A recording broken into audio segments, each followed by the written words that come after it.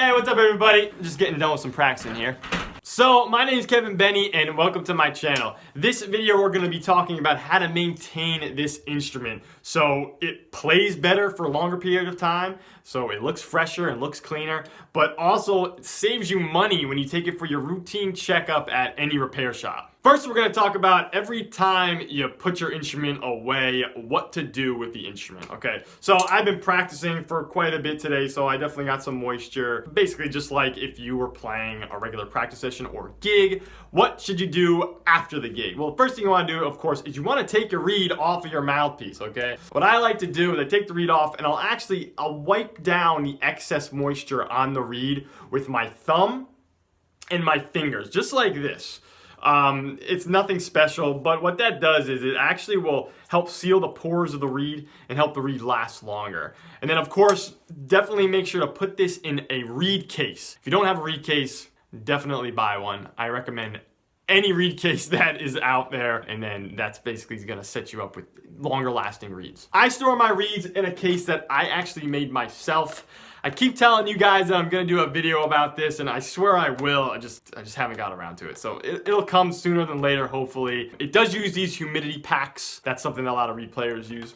I highly recommend those, but any reed case will do. You just want to prevent the reed from warping. Keeping it in a case with a flat back is going to really help that. Okay, so the next thing you want to do is, of course, take your mouthpiece off. And from this point on, it's all about trying to wick away as much moisture you can from the instrument before you put it back in the case. I highly recommend these Yamaha Monster Swabs. These little things here, they're green. I think some of them are white too, but these are absolutely excellent. They pass through every part of my saxophone, including the mouthpiece, so put it right through. The weight goes in. I'm sure if you don't know how to use these, it's pretty self-explanatory. Weight goes in that way, and I can take it through the entire mouthpiece, no problem. And again, I kind of will go back and forth just to make sure all the moisture's out there. I'll kind of like bundle it up inside and just kind of twist it around. Just do my best to get all the moisture out of there as best as I can. Sometimes you'll get a little bit of calcium deposits on your mouthpiece. I do my best to just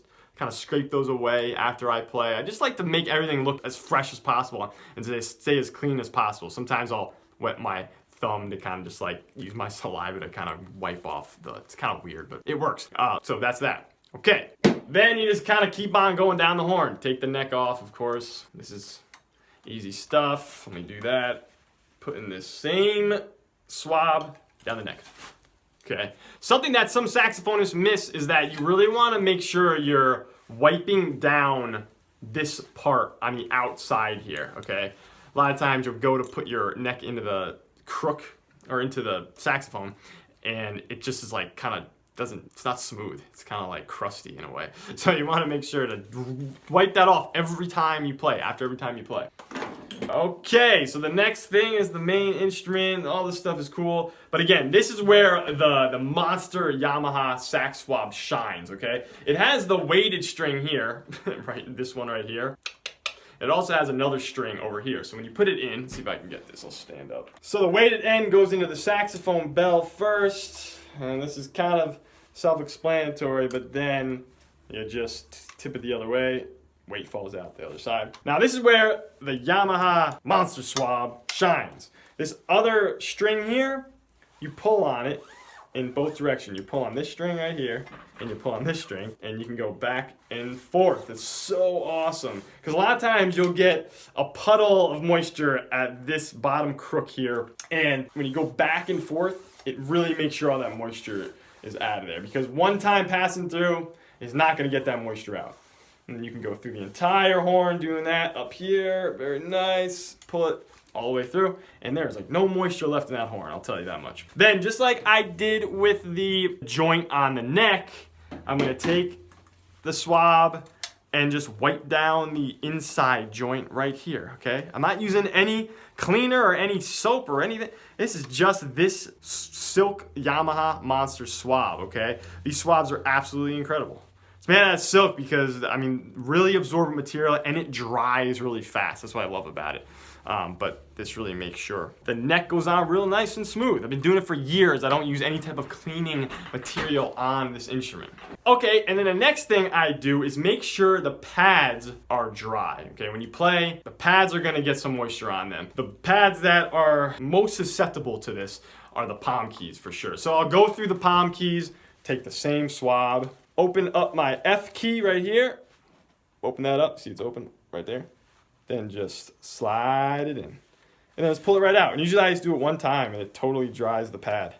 Do it with my E flat key. Then my D key. It goes in. Okay, there we go. Then we can do the F sharp F as well. I'm looking at those. They don't really have much moisture on them right now, so we're good. All right, great. Now this next product I got, cleaning product, is absolutely incredible. I got it recently. It's made by BG. Okay, BG is a really quality company. I highly recommend them. This is a BG pad dryer. Looks like this. It's made out of microfiber and it's super absorbent, and it kind of has a textured feel. So it does good at kind of scraping some of the gunk off of your pads. So it helps with sticky pads for sure. So I do this. What's great about this, if you hold this and you put your finger there and you slightly put a fold to it, it stays nice and straight, okay? So it's great at just putting into any pad here on the instrument.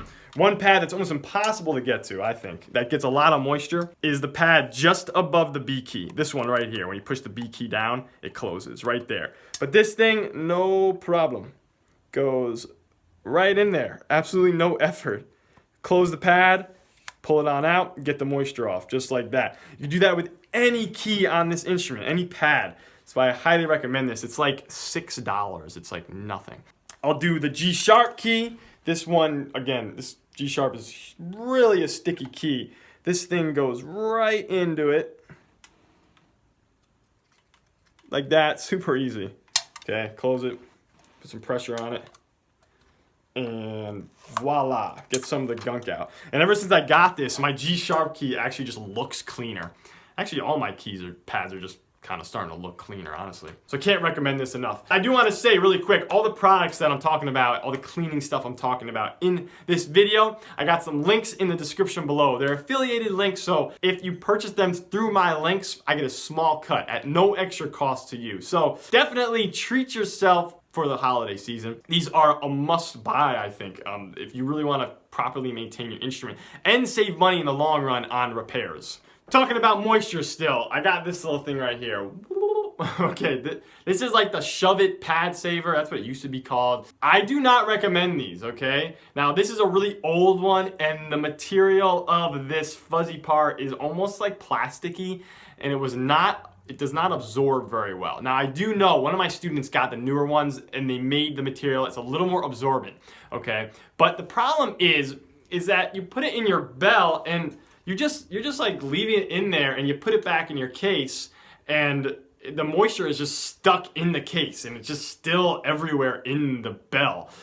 Maybe some of it is getting absorbed by this, but it's still inside of the bore of the instrument. You don't want that. I think these are great for dust. I think if you're storing your instrument for a long period of time, putting one of these in there, it can accumulate the dust on this rather than on the saxophone. But when it comes to like daily use, man, I don't recommend these. I really don't. So that's just that. So that's all I do before I put it into the case after every time I play the instrument. If you want to take a step further and you really want to make sure your sax is looking fresh over a long period of time, I don't really do this much. But polishing cloths are a definite must-have if you want to keep your lacquer really shiny for long periods of time. You just take the polishing cloths after every time you play and you wipe down your horn. Okay? You're just trying to get the oils from your fingertips off of the instrument. You go to the keys, wipe down the keys, just kind of like that. You want to make sure the keys, you don't like wipe sideways on the keys like that. Can't really tell, but what you might do is bend the key, or you might damage the pad. So really just stick to the points where you're touching the instrument.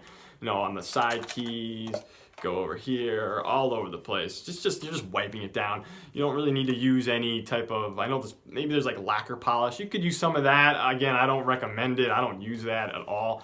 But that's for the fingerprints.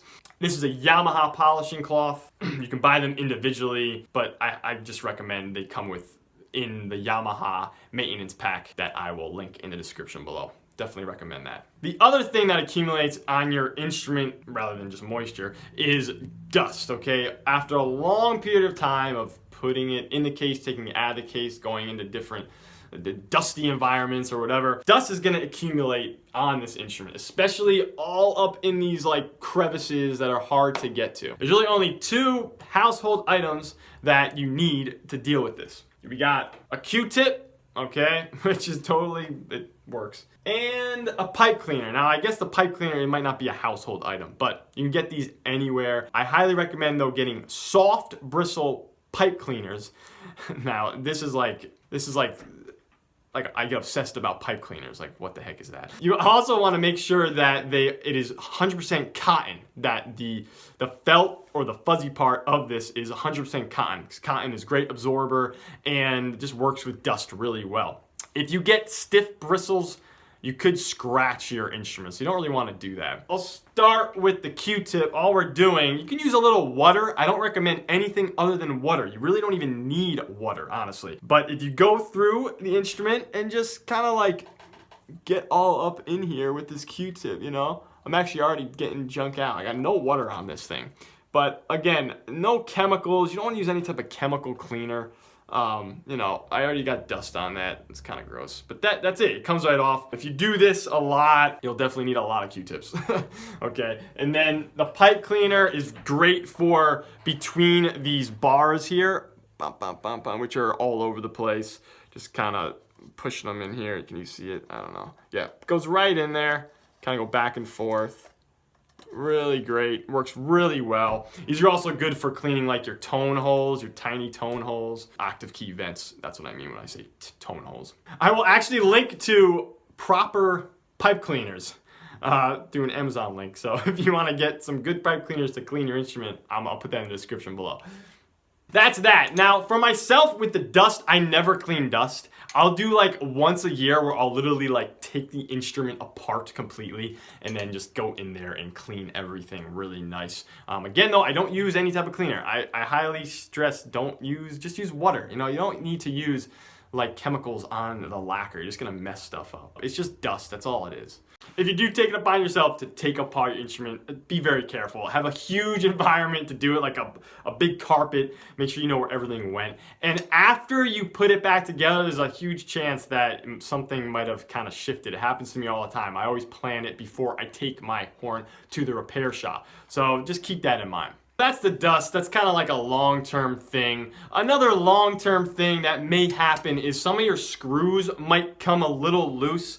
To check that out, you just kind of want to look at all the screws from time to time to make sure they are flush with the joints at the end of these rods, like these little, I mean, you probably can tell, but they're these little joints. You can see the screw right in there. I keep a set of jewelry screws on me. You really only need one of the screws in this set, but occasionally I'll need to tighten one of my screws. A lot of my students will have a loose screw, especially if they're a new student, so I'll just tighten it for them. So that's just something, that's a precautionary thing.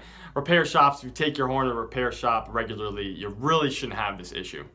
I think that about wraps it up. Now, of course, I put it into my case. Don't forget to put your end plug on the end. You know, if you lose this, get another one, okay? Because if anything happens to the crook here, or the joint, I don't know why I say crook, is gonna ruin everything, because this is the top of the instrument. So it's such a small little piece, just get a new one if you lose it, okay? Put it in your case. Now, cases, I'll just talk really quick about cases. Make sure that you don't put an instrument in a case that does not fit in that case, okay? You'll just totally mess the instrument up. Now, they make these universal fitting cases. I use BAM case, this one right here. I've had it for so long. It still works great. This was a universal fitting case, and it worked with the Yamaha, okay, but I did make sure. I had to check to make sure that it was gonna work. So you always wanna make sure your case fits your instrument. And make sure you spend the money on a hard case. I had a soft case once that I bought, and I took it overseas, and I totally wrecked my saxophone. Totally wrecked it. I remember taking it out of the case after it was inside a bus, and we were in Central Asia at the time. It was inside of a bus. I had a gig. I took it out of the case, and the bell was just smashed in. I was like, what? And I had no way to get a new saxophone. It was a bad time. So if I had a hard case, it would have been absolutely perfect. But I also had that case, and I had other issues with my horn having it in that case too. Small little pressure impacts can slightly alter stuff, and you won't even see it or feel it, but over time these little changes can mess up. So spend the money on a hard case. I'll put a link to this case as well in the description. They don't make this exact case anymore, I don't believe, but they make ones that are similar, so I'll just put them in the description below. BAM cases, I highly recommend. A lot of people use BAM cases. Super durable. This one's waterproof. I love it because it has like a case for my flute as well. It's got a little pouch right there where I keep my reeds. So it's got everything I need, and it's lightweight, super durable. Haven't had any issues with a broken saxophone with it inside of my case. So that's that. All right, everyone, that is all I got for you in this video. Hopefully you took something out of it. This is how I maintain my instrument. Everyone kind of does it differently. If you have something you want to share, definitely post it in the comments below. At this time, I want to make sure everyone knows about my free tips and tricks you get on a weekly basis. Just click on the link in the description below. When you sign up, you'll get some free sheet music that's going to really help with your technique, maintaining your instrument, intonation, some palm key drills. A lot of good stuff that I think really can help. So click on that link to be part of the crew. And don't forget to treat yourself to some maintenance products for your saxophone this holiday season. Use my links in the description below, because at no extra cost to you, at no extra cost to you, I will get a small cut, and that small gesture is going to help me produce more content on a regular basis. Again, these products I use, I highly recommend, and they're going to save you money in the long run when it comes to your repair bill at the repair shop. So seriously consider. If you haven't already subscribed, be sure to do that right now with the little bubble right there. Okay, thank you so much for watching this video, everybody, and as always, stay inspired. This is just like so satisfying. Like, just listen to this. You put it in there. Like, as a saxophone player, just like, listen. Oh, man, I just know this thing is dry. BG should be paying me for this.